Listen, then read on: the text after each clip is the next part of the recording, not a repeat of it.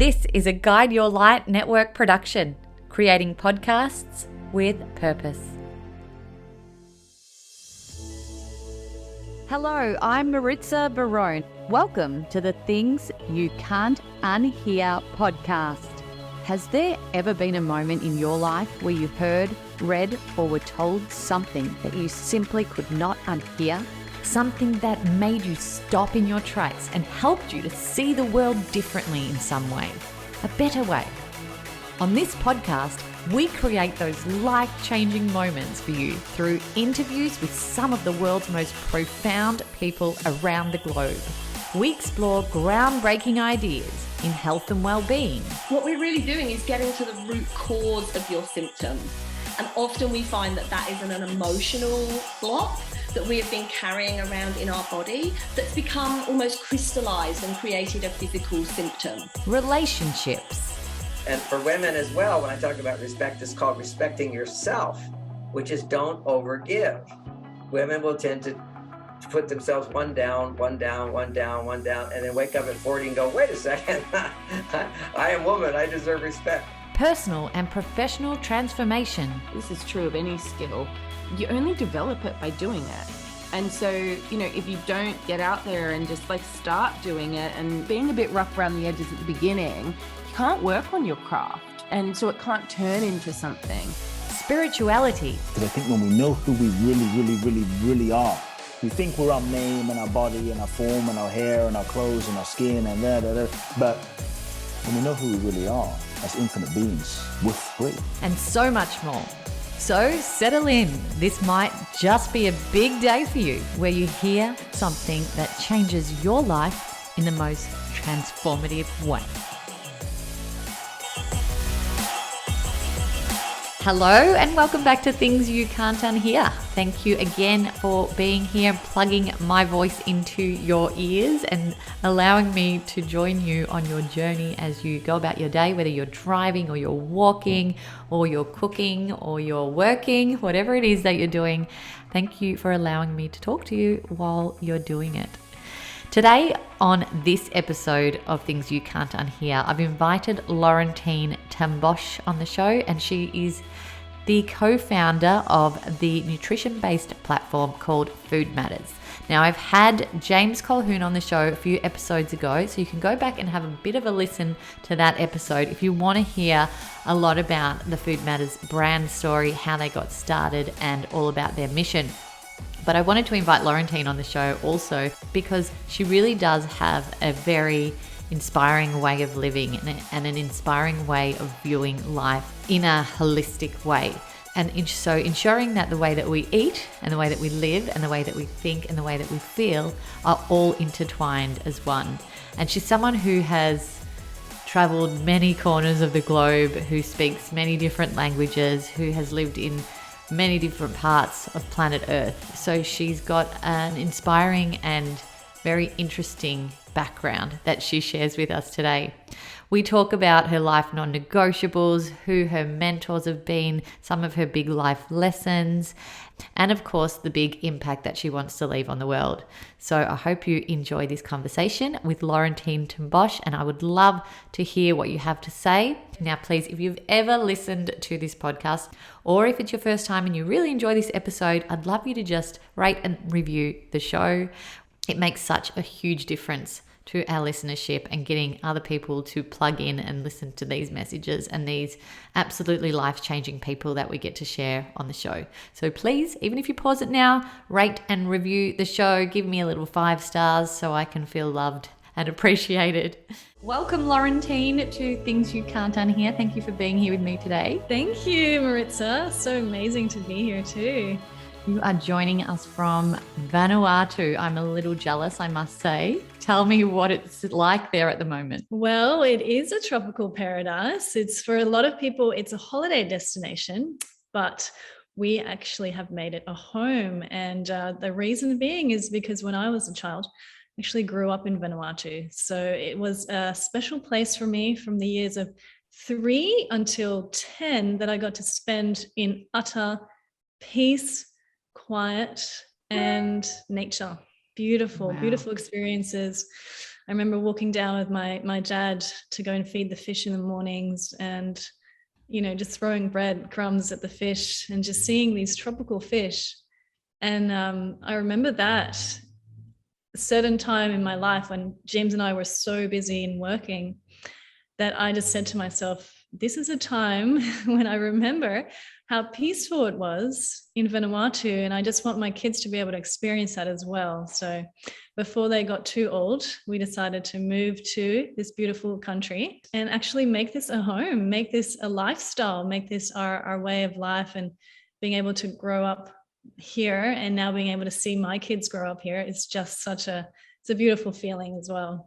I've got a huge smile on my face hearing that, because I did that as well. We moved to Fiji, but we only had that experience for 10 months. But that experience over 10 months is just not, you can't replicate that. You can't live that lifestyle here in Australia or in bustling big cities. It's just a different type of peace and calm and stillness that you find living in these types of locations. And how good is it, like you said, for our children to be able to experience living in that way and seeing different cultures and the way people live and the way that they can live in different cultures too. Yeah, exactly. And I think it comes down to, for many years, preaching the message of food matters, and having gone around the world after making the Food Matters film, and showcasing and screening the film, and people just being in awe about, yes, we can heal with natural medicine, and we are what we eat, and food does matter. And preaching this message for so many years, then making me realize that, hang on, I didn't actually get to experience this way of, like, I don't actually get to experience this way of life because we were on the road a lot, we were traveling, we were busy at work. So to be able to eat out of your own garden or grow your own food was just not accessible. It just wasn't possible. And we always had this dream that one day we will go and live what we preach. So it is also, from that perspective, it is a beautiful way to realize that, hey, we can do the message of Food Matters. We can live a lifestyle where we wake up. For example, this morning I harvested bananas out of our own garden, and I got a machete knife, literally. Here I am with my machete knife and this big bunch of bananas, and I had to hack it down, and we tied it off and we put it up next to the pool shed. And Hugo collected the bananas off the tree, off the vine, I guess you would call it, and then put them into a banana pancake mixture and fried it up himself. It's like, yeah, we're living out of our own garden, and it feels so nice to be able to say that. And if you would come over right now, you'd be able to see on the left side over here we have the coconut palms, and then we have the manioc. Manioc is a root vegetable that's made up of, it's like a starchy potato. It's locally used here as a potato. And they use it, they grate it and turn it into anything from like breads to like typical like sort of doughy type of potato bake, you would say in Australia.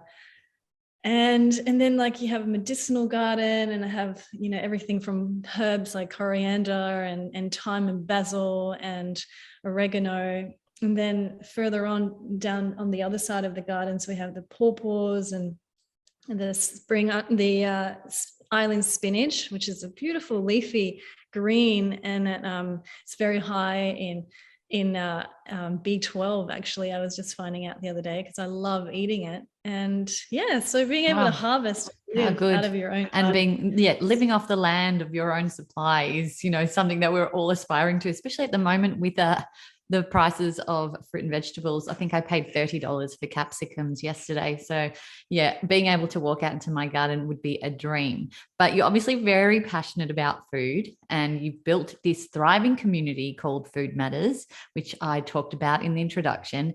You've got over 4 million people who are part of that community, which is absolutely massive.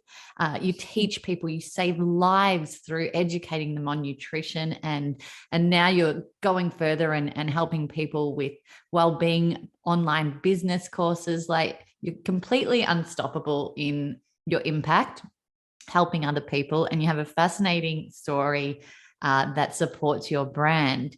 But I really want to know, and you know, we've had James on the show a few episodes ago. So if you want to get into the Food Matters brand story and the journey that James and Laurentine went on to launch that company, he's really spilled it out perfectly in that episode.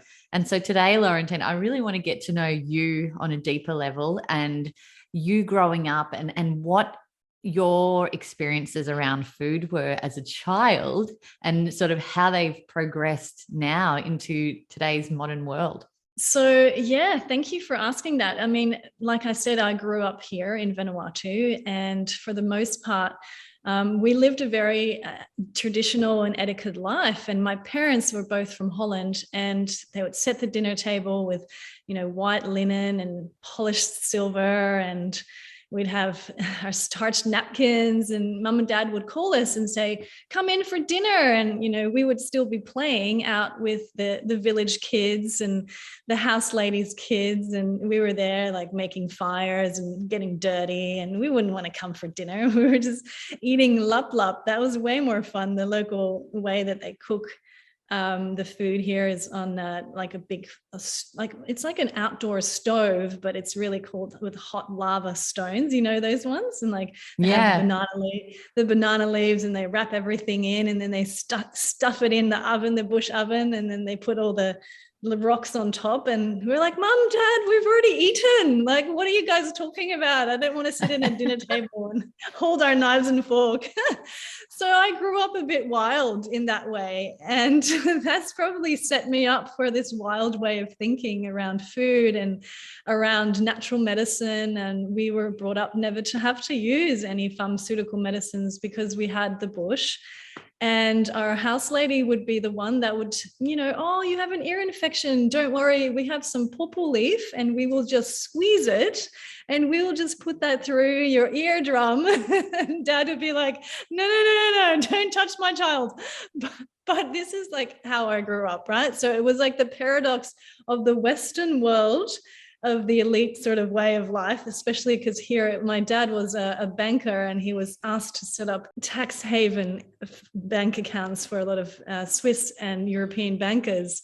So he was mingling around with this banker world, whereas meanwhile his kids were wilding, being bushed, being schooled by the bush. The polarity, hey?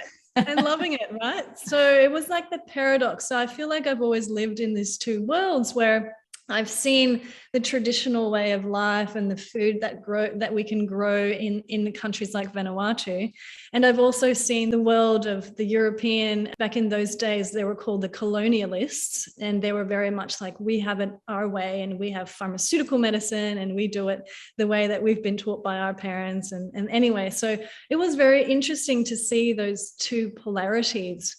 And when I was actually I studied business, and I studied to become a trade and logistics expert in different countries where I could use my skills of shipping and trade. And then I got the idea to go back to Vanuatu. And I remember one time when I actually visited my dad when he was living here, I realized, oh, this was the time where I really got so interested in natural medicine again. And I started wanting to realize, hey, this is what I want to study. I want to study nutrition. I want to study natural medicines, because it brought me back into this world. And it was years later that I read this book by Dr. Linda Page called The Healing, A to Z Healing Herbs. And it literally spoke about natural solutions for every illness from A to Z that you can use foods, detoxification, and natural medicines for. And I was so fascinated with this book. I literally read it from cover to cover. It was a coffee table book, but it was just so inspiring for me. And it made me realize that, you know, the truth about how we've been kept in the dark and so many illnesses out there that you can actually use the detoxification methods with, and natural therapies, and they're very responsive to this way of life. And it got me thinking, like, how have we not been able to figure this out? Like, how come this has not been taught in schools? How come this is not readily available? And why does our doctor not tell us about this? So that's really where my passion, as well as James's passion, just, you know, conjoined together. and made us want to make this a mission, make this a revolution to talk on the topic of food is thy medicine. Yeah, I absolutely love that, and how you've seen both sides of things and how you've now decided to merge those worlds into one and make it your own way of living and your own way of raising your children and your family and educating other people around you. So you're taking the best of sort of all the elements that you've grown up with and around and bringing them into this ideal life for yourself. And I absolutely love that. I find it very inspiring and fascinating. There's, you know, obviously this firm interest around health and nutrition, but with you, I really see the whole holistic side of things. So you've really got an interest in the mindset side of things as well, and how it all ties in together. So how important do you think it is to get our thoughts in the right place in order for us to thrive? So you're thriving physically already with the nutrition, but then how do we thrive also with the mindset and the tools to hack into our mindset at its best? Beautiful question, Maritza. And it's so true. I mean, as a nutrition coach and a health coach for many years, helping our clients, I realized it's not just about food. And we started, you know, working together with a lot of our clients when we started realizing, okay, we're changing the diet, we're, you know, contrabanding certain foods, we're doing a detox, yet we're still not seeing results because there's a shift of a mindset that needs to happen.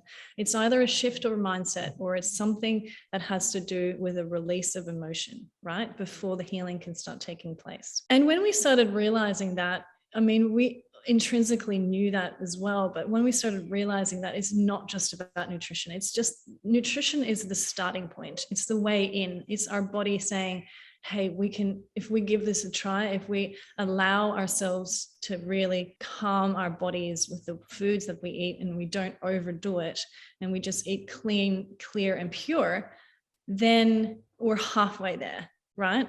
And the second part of it is the emotions. So getting our mindset straight, getting our working through our traumas, working through stuck emotions that we've had swept under the carpet for so many years. And we did a whole film on this, actually. It's the Transcendence 2 docuseries that we later released with GAIA. And my God, I loved the interviews for this because it was on a different topic. Like, I was obviously very passionate about nutrition, but all of a sudden here we were talking about mindset and about stamina and about allowing ourselves to detox our emotions through EFT tapping or through different types of meridian tapping and different types of NLP and different ways that we can use our breath to be able to release emotions and stuck patterns in our bodies. So this got me into meditation and breath work. And I actually went to Bali and studied certification on a breath work traineeship. And it was there that I realized that we can breathe out our emotions. We can allow ourselves to go into that theta state of peace, of deep relaxation. That is where the body heals. And personally, having experienced copious amounts of breath work where I had to delve deep, I had to go deep into those childhood traumas, working on the inner child and working through emotions that I had stuffed under the carpet, that I realized, wow, we can release this through something as simple as our breath, right? So that's so powerful. So that's why I'm now very passionate about teaching this here, especially here in Vanuatu. I've hosted a few. It's called Clean Eating and Breathwork workshops, and we start the morning off with a ritual, and we allow ourselves to see our body as our temple, and we go through the garden and we look at herbs and different spices that we can use to clean our body and to do the therapy, right? Because every day we have the choice what we put in our mouth. Every day we have a choice to choose clean or deep fried or clean or toxic junk, right? And so it's helping people become aware of food as a ritual, food as a therapy.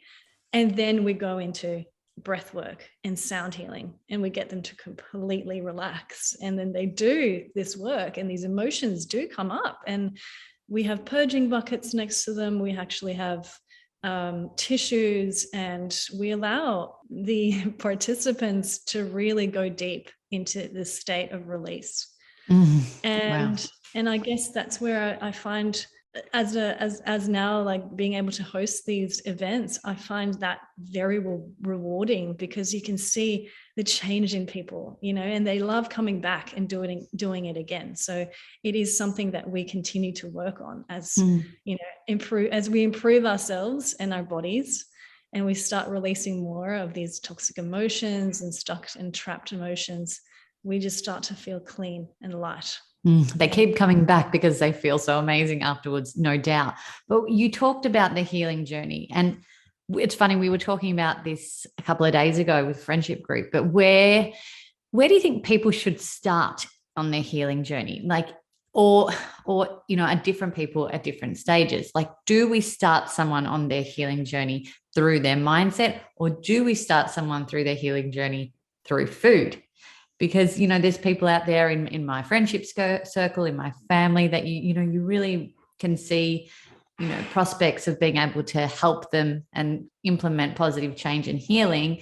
But where do you start the approach is the big question. It's a really good question, and it really has to do with the individual, I'd say. And I find with men, it's actually through breath work, because sometimes if you're stuck in a certain way of eating, like if someone says to you, hey, how about you change up your steak and chips for a salad and some quinoa, it's a little bit of a big step. And for men, all of a sudden, I see them coming into these breathwork sessions, and we do what's called Wim Hof DMT breathing. And they're like, wow, I've never felt this good before. And I'm like, okay, so you've got an in, right? So it's almost like you need an in where you start feeling better and you get it. And you're like, you know, ice bathing for certain men, all of a sudden they're like, I never felt, you know, I never thought I could do. And they can bring their masculinity into those types they can of exercises bring their masculinity in. They can jump in an ice bath and get out and just like do some movements and breath work, and they feel so good. And it's like, yep, there you go. You've got an in now, you know. And I love seeing this way of how people can start transforming. And for a lot of women, it is through food, because we're nurturers. We want to look after our family. We naturally want to eat healthy and look after our body as a temple.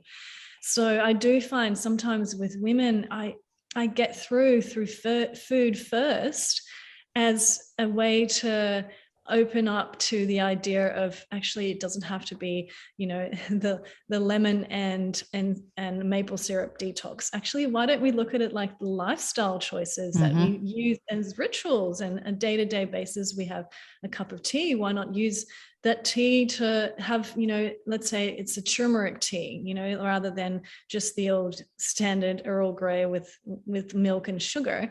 It's a turmeric tea, and talk to them about the properties of turmeric and why we use turmeric as an anti-inflammatory. And that can be a really good in, you know. So it really depends on the people and who you're dealing with and where their background is with what they're going to resonate with. You know, it's important too, Laurentine, just based on what you just said, is that we don't need to also wait until we're sick to make these changes. We can make these changes before, or to prevent illness, and, you know, swap the meals out to healthier meals just because you're inspired to do so, not because you've been told you've got some terrible diagnosis and you now need to cure yourself or, you know, heal and recover.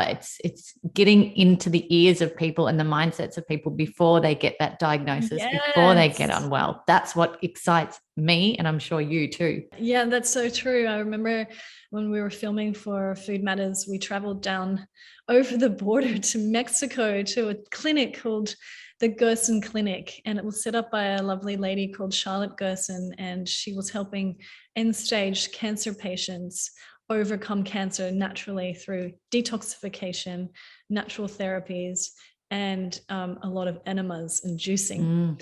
And it was a really amazing experience, because I mean, we had to actually travel across the border because it was illegal in America to use these type of therapies. Because in America, the protocol for cancer is chemotherapy and radiation. And if you're not choosing those modalities, then you're actually breaking the law.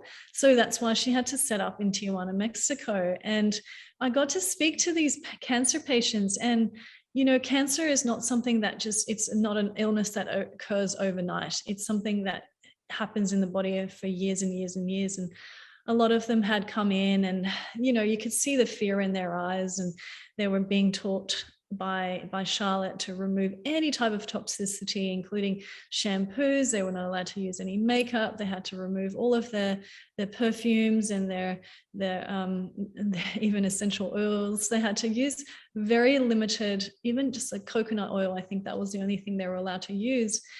And it just makes you realize that, you know, when you're that far down the track of an illness, it takes a long time to get your body back to a natural state. But it is possible. And that's the beauty of it. Like, there's no way that there was actually these beautiful patients that were seeing results straight away. Their tumors were shrinking with this therapy, and they were continuously doing a natural protocol. But a lot of them, when I spoke to them, said, I wish that I had lived a natural life and a non-toxic life before I had to get to this clinic, you know? And for me, it just reminds me every day when I eat natural foods and I live a natural life, that I am doing this service also for my kids and setting them up so that we are here to prevent illness rather than tackle it when it becomes a problem. And I think that's the biggest premise of the Food Matters website as well. It's making people realize that, hey, now is our chance. We can choose every day what we put in our shopping cart. We can choose every day what we put in our mouths. And it's, you know, the same action, but one can be toxic soup and one can be a healthy snack, or even just thinking about just one ingredient rather than reading the package and going, wow, there's some ingredients on here I have no way I can even pronounce, but I'm still going to put it in my mouth, right? So it's like we have the choice every day to make our life beautiful and to have positive thoughts and have yummy foods that we entertain our bodies with.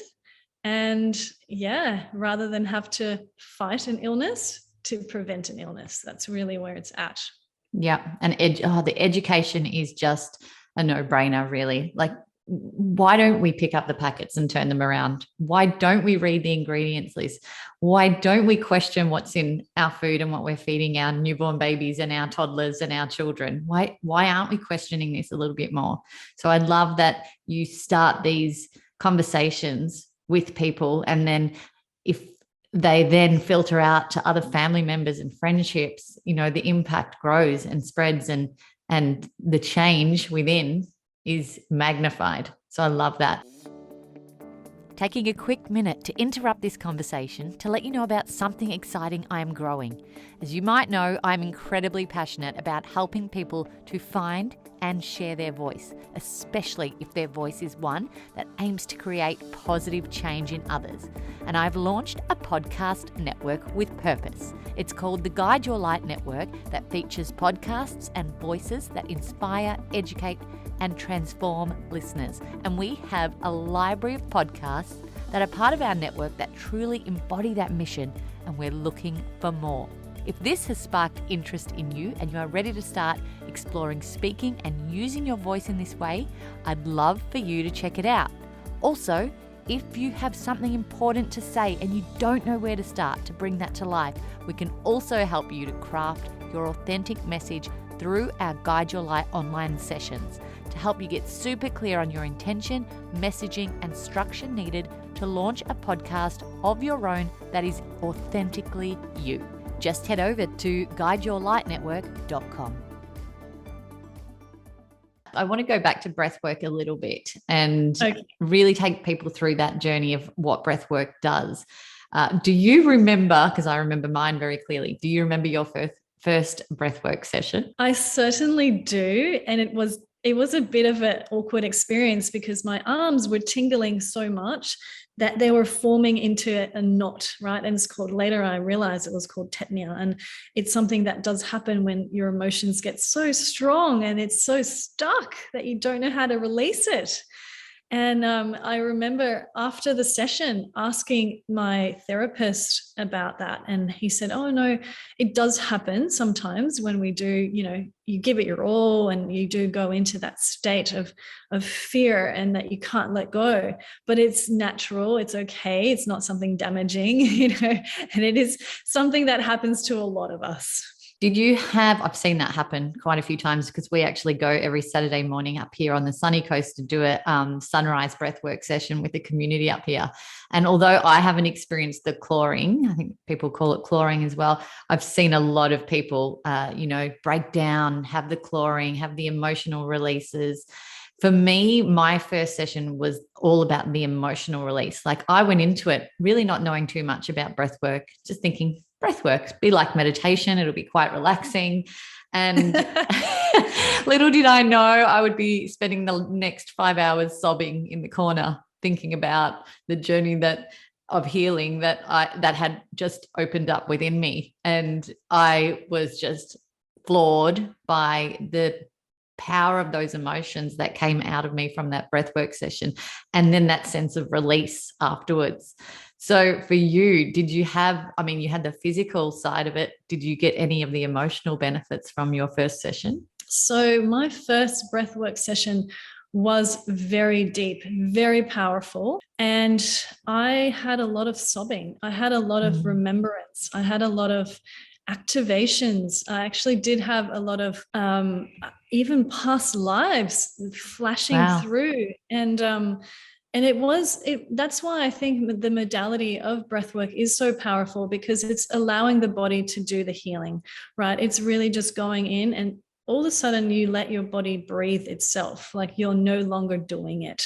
It's actually breathing itself. And then it comes through with these beautiful waves of either sadness or gratitude or emotions that are releasing. And then at one stage I had this, this vision as well. I had a beautiful Mother Mary vision of hosting others in a sort of a similar sort of temple environment.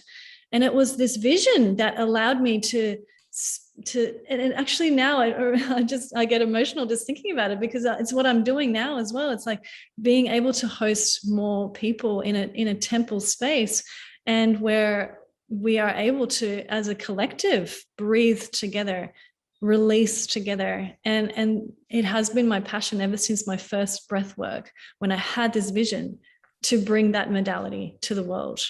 So it's not just clean eating, it's also clean breathing, right? So it's releasing. Yeah, it's funny. So, yeah. We all find our little jam, don't we, when we're on this pathway of self-improvement or self-development or whatever you want to call it. And you find the thing that really sticks with you and works for you. And you've obviously found that with the breath work and other different modalities out there. But I want to know what your life non-negotiables are. What are the practices that you must do in order to feel centered in your life and stay balanced? Because you're a busy woman. You've got a lot going on, I must say. A lot going on. And especially when you're a mother on top of that, you also have so much, I guess for me, I have a lot of time for the kids. And you're right. There's certain rituals that I do in the morning that are non-negotiable. And I find to be able to wake up and to have even if it's just 5 to 10 minutes of just being in my own space. And in Vanuatu, I'm very lucky because I go to a certain space. But in Australia, I used to have a little shrine where I sat with my deities. But here I sit in this beautiful space, and it's overlooking, I picture the whales and the dolphins, it's overlooking the ocean. And I have this time where I can connect with the divine. And it's not just the divine outside of ourselves, but it's the divine within. And let's do this little ritual where I pull up the energy from the earth. So it's almost like a bit Tai Chi-ish. Like I actually, with my hands, I pull up the energy from the earth, and then I pull down the energy from the Papa Sky, they would say, and it's Mother Earth energy. And then it just comes together into my heart space. And then with my eyes closed, I almost use my hands to work through this rotating ball of white light in my heart space. And I just allow that ball to sit there, and I breathe energy into it.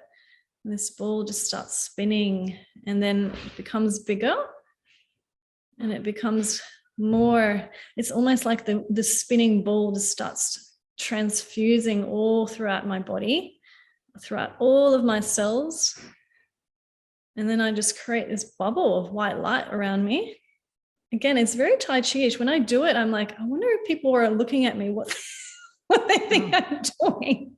I'm hypnotized. I feel like you've almost taken me into a meditation here. Yeah. So yeah, and then I have this ball of white light around me, and it's a beautiful practice to protect ourselves and to really ground and pull through the energies of the heavens, and then meet that in our heart with the energies of Mother Earth. And so then I'm in this, I'm feeling it right now, because I have done this so many times. I'm feeling this space that I'm in, and I feel really good. And from that experience alone, I can make it longer, but it's somewhat like a personal meditation that I feel really good in myself. And I have that sense of safety in myself, that bubble, that I'm like, I got this, I can do the day. You know, how good is it though that it only takes 5 or 10 minutes? Like you said, there are so many people listening to this now saying, I don't have the time to meditate. I don't have the time to go and do breathwork sessions. I don't have the time to do retreats, et cetera, et cetera. But if there's one thing that you could do, it is giving or gifting yourself those 5 to 10 minutes in the morning, in the afternoon. Hide in the toilet if you have to from children, or wherever it is. Find those moments that you can steal for yourself just to connect within. It's beautiful. Beautifully said. Yeah. And I hope those that are listening can use this type of meditation, because it really allows us to center ourselves. And out of all the meditations that I've done online, some of them are available for free online. A lot of them will be similar to this energy of pulling in the energy of God consciousness and allowing that to infuse in every cell in our body, and then pulling up the energy and the frequency of the earth, because Mother Earth has a frequency.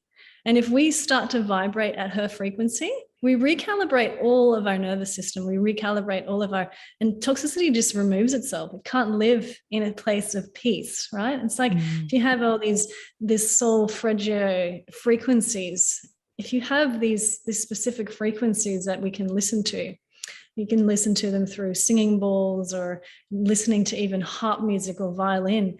And when we take those frequencies on, we're actually raising our vibration. So if we can do that naturally with the energy of the earth and actually visualize that frequency coming into our body, then we feel set for the day. Yeah. Like you feel untouchable. That. And then you're going to pair that with an amazing meal for breakfast. And you're like, right, I've won the morning, I'm winning the day. That is just perfect. I love that. So I believe, and I've seen the books that are housed in your Food Matters office and in the bookshelves behind your Zoom meetings, and you are very well read and well educated, and have probably got a long list of mentors of your own that have taught you along the way. But who stands out for you? I'm going to frame it in this way, because this is how I usually frame it for this podcast, is what is something that you have heard that you could not unhear, and something that created positive change within you? Beautiful. Well, I am currently very fascinated by the topic of letting go, and I'm reading a book called Letting Go by Stephen Hawkins. Right, and that's the third time someone's mentioned that book to me in the last week, so I think I may have to get it. Are you serious? Yeah. Oh, wow. It's really fascinating, because we always try to, the Vedic philosophy of non-attachment. I mean, it's been something that I've wanted to understand more ever since I was taught that, and it's also Buddhist. It's the philosophy of not holding on to things, not holding on to to emotions, not holding on to attachments to an outcome, right? But knowing that the universe has our back in a way that it will present us with the right scenarios for things to unfold perfectly. And this particular book has really got me it's got my head spinning, because it is about like letting go, right? And it's like letting go. Wow, that's like a concept. Like, how do you let go? Like, my whole life I've been a little bit of a control freak, and I've wanted to hold on to things. I wanted to, I thought I was doing my best by being a perfectionist and double checking sales pages before they went live, and figuring out exactly how I can get more information to more people. And that has got me to so much success, I would say, in my life, because I didn't let go, right? And now all of a sudden I'm being confronted with a book that's telling me to let go. And it's just like, well, sometimes, lessons come in interesting ways. And it's talking to me about the concept of not being attached to a certain outcome, right? And that's what I've always, we can do this through visualization. We visualize a certain outcome, but then we have to completely let go of it for the universe to allow it to happen, rather than sit there and wait, like the impatient manifester that sits there and waits, and it's like, it hasn't happened yet, it hasn't happened yet. And then like, we don't actually trust the universe when we do that, right? We're actually saying, no, I want this faster, or this is not showing up for me right now. And, so it's really about allowing those energies of how we want to feel on a daily basis, or the emotions of having it, a certain, like, for example, if you want to be an author and you want to publish a book with Hay House. I remember when we were incredibly bent on, we needed to publish a book with a certain publishing company. And it was through these type of philosophies, and John Gabriel, he's like, well, why don't you just feel the emotions of your book being published by an incredible company, but don't have the attachment to the name of who's going to do that for you, right? And it's like, oh yeah, that's right. That's how we need to live. It's like, there's a higher order. There's a higher timeline that will unfold for us when we just trust. So that's where I'm at. I'm letting go of the expectation of how the outcome should look, right? Because that's really just it's the configuration of our own box, the societal conditioning of what things should look like. But if we hold the emotion of how we would like to feel, or how we would like to, an energy, for example, with this book, right? We would like to feel being published by a very good publishing house. Just hold that energy in our space and know that the universe will provide the right answer, or the right publishing house for that, to match that emotion. And it worked out. So Hay House published your latest cookbook, and it's up on my counter, and I use it pretty much every night. It's brilliant. So it's well done on that visioning. But you've used visioning a lot in your career journey, and especially with Food Matters, haven't you? That's right. Yeah. So visualization for me has been a big tool, and I go back to when I was interviewing for Hungry for Change and Transcendence 1 for GAIA. And it was the way that when we spoke to a lot of the self-help gurus, the way that they were embracing visualization. And visualization is a powerful tool for weight loss, for example, for allowing energies like relationships to come into our life, love relationship, or career success, visualizing abundance in our lives.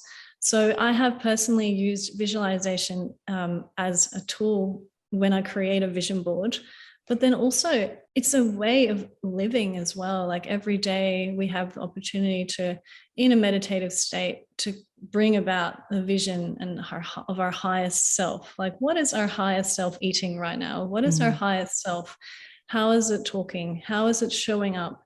Who is it hanging out with? Who is it, surrounding themselves with? And all of these visualizations that we can do in the mornings allow that to come into fruition. But also the goal setting element of it too. Like if you have a clear direction of where you're wanting to get to. Don't know how you're going to get there, but you know where you want to get and how it's going to feel when you're there. The rest can just magically fall into place. And I remember Oprah saying once, plant all the seeds that you need to plant. Set yourself up with all the knowledge and the tools that you need to get to that certain place. And then you can sit back, you can surrender, and you can let go and just watch it happen, watch it magically just manifest. Absolutely. It's beautifully said. And it's the sense of never asking how. Don't ask how. Just don't. Yeah. Because we don't need to figure that out. Yeah. Well, that's a relief though, isn't it? When you realize that if you just, equip yourself with everything you need and then let go, you don't have to actually find that pathway. And, that sense of panic or, stress or anxiety of trying to figure out the way to get there is just released. And then the barriers drop. So it's a win-win for everyone. So you've obviously got a lot going on and lots of new things coming into the Food Matters platform. Do you want to just give us a little bit of a rundown of what's new and what's coming up? Thank you so much for asking, because it is something that I'm very passionate about. After we started the nutrition certification course, we had a lot of our family, friends, co-workers and clients participate in becoming nutrition coaches. And they were yoga students, or they personally had their own coaching website already.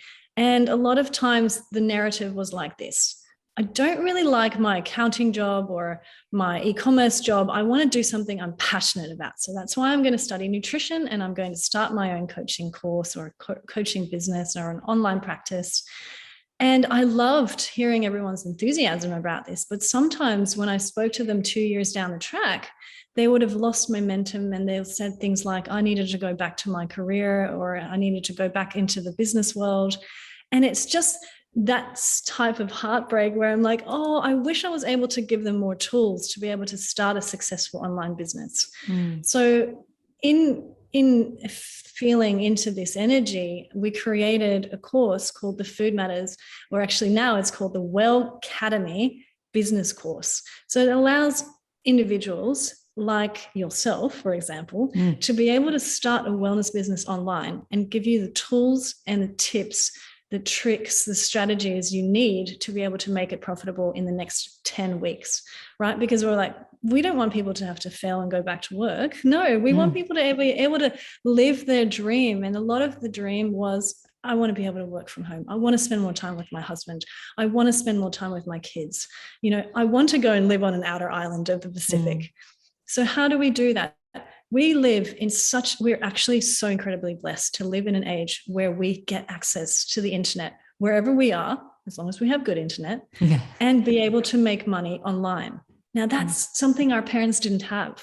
So to be able to have the tools, and this is what we share in this new course, the software systems, the email marketing campaigns, what type of shopping carts we used. And depending on the size of your business, whether it's a small wellness coaching business or whether it's a larger scale business where you want to touch and reach a subscription website or touch millions, there's different types of strategies and tools and software systems that you can use. And we're going to share that in this course. And it's very exciting because there's a lot of people out there that are like, yes, I've been putting this off for so long because I just didn't know, I didn't have the skills and I didn't have the staff, and I thought I needed a proper, team to be able to do this. But if I can do this as a one-man band, bring it on. So that's where we're at. And right so now. Good, because your community already knows you and loves you and have spent time with you through the nutrition program. So it makes sense to continue the journey with you and James, knowing the way that you talk, knowing the way that you teach, knowing the people that you can bring on board